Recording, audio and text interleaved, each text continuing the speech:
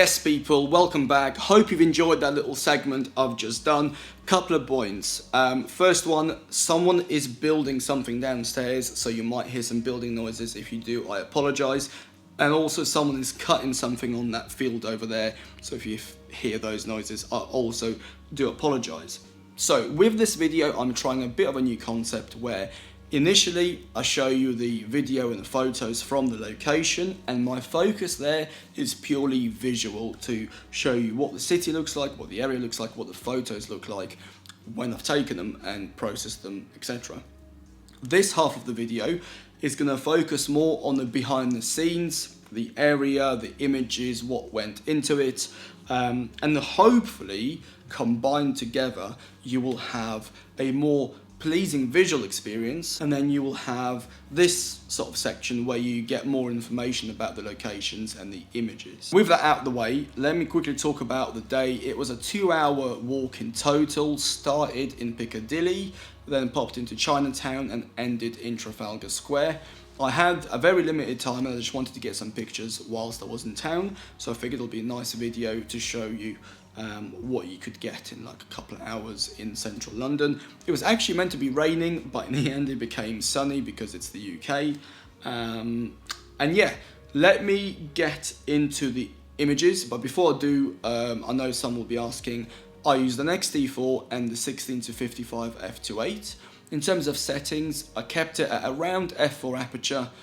The ISO and the shutter speed were on full automatic. However, looking back at the data from the images, ISO was at around 320-ish and shutter speed was at around 1/500 average.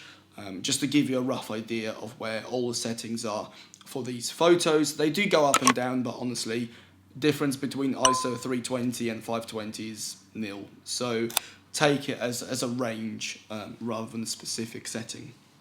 So in terms of the images, I will quickly talk about a couple of images that I like and a couple of images that I don't like to save the time of sitting here and listening to me waffle on about every single photo.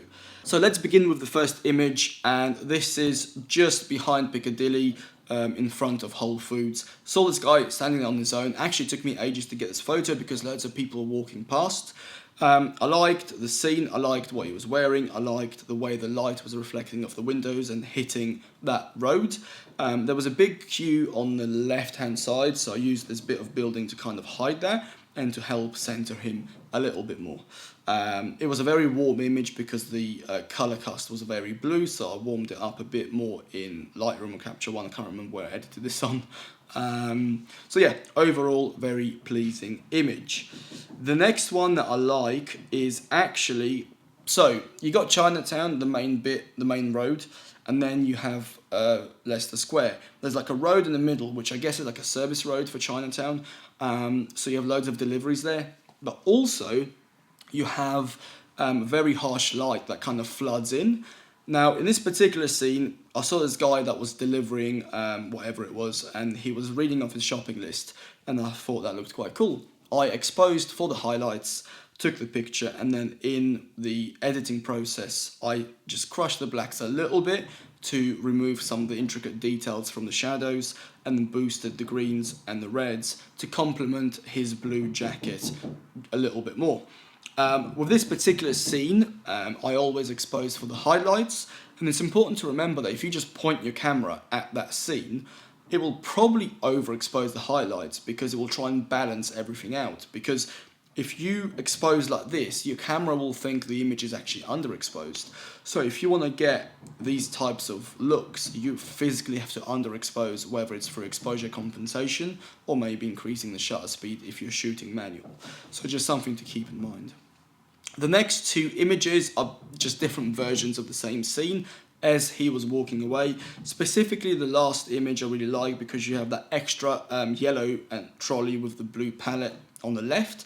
Nice bit of color contrast. And on the right, I used this bollard because there were, again, people queuing and it looked a bit messy. So I used that to kind of block them out. Didn't do the best job because you can see his elbow and leg, but is what it is. The next photo is actually one of my favourites from the day, and it's of the church in the background, which is slightly out of focus, the water in the middle from the fountain, which is in focus, and the water right at the front falling off the fountain, which is also out of focus.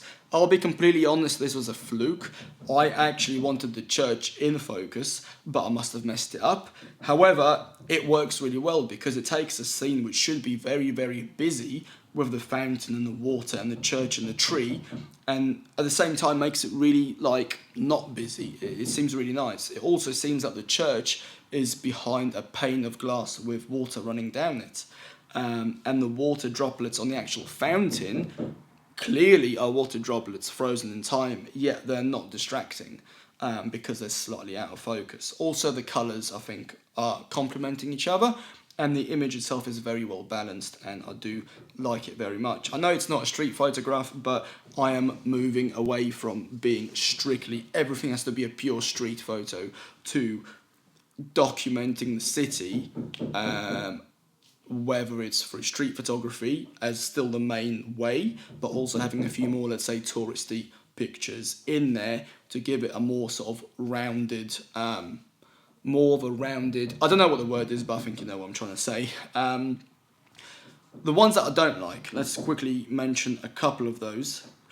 So the first one is the lady with the yellow jacket. I'll be honest, it's a complete cop-out. I saw her last minute. I didn't know what sort of image I wanted. I couldn't spot any real composition. The image only worked if she was in the sun and the sun was going in and out and she was going into shadow quite a lot. This is a complete throwaway photo. I just took a few burst photos, hoped for the best. So definitely not worth it at all. Second one is the taxi. The editing's rubbish completely. I don't know what I was thinking here.